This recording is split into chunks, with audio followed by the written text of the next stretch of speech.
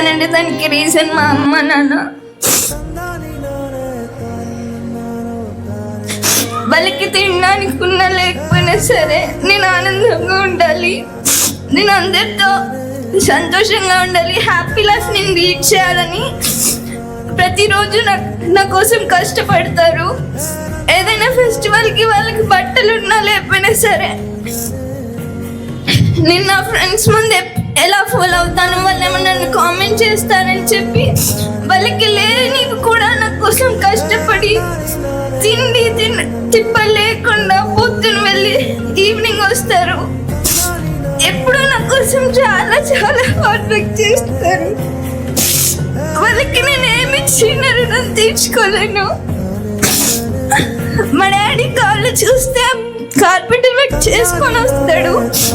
Evening పడుకున్నప్పుడు కాళ్ళన్నీ పాదాలు పగిలిపోయి బీడు భూమి కనుక ఎలా చిప్పలకి ఇట్లా బాక్సెస్ ఉంటుందో అలా కాళ్ళని చెడిపోయి రెడ్గా అయిపోయి ఉంటాయి. డాడీ చాలా పెయిన్ భరిస్తాడు. కాలు నొక్కుని కాసేపు అంటే నొక్కుతాను, కానీ నా కోసం పొద్దాక పని చేస్తాడు. కార్పెంటర్ వర్క్ చేసుకుంటూ ఆ మెషిన్స్ ని డీల్ చేస్తూ నా కోసం ఎంతో కష్టపడతారు వాళ్ళిద్దరూ. కానీ ఇంతకు ముందు అంటే నాకు ఊహ తెలియనప్పుడు నేను వాళ్ళని అలా క్రిటిసైజ్ చేసేదాన్ని. మా ఫ్రెండ్స్కి ఉంది, నాకు ఇలా లేదు, అది లేదు, ఇది లేదని. నాకు తెలిసిన తర్వాత కొంచెం నేర్చుకున్నాను. బట్ ఈరోజు ఇంకా తెలిసింది.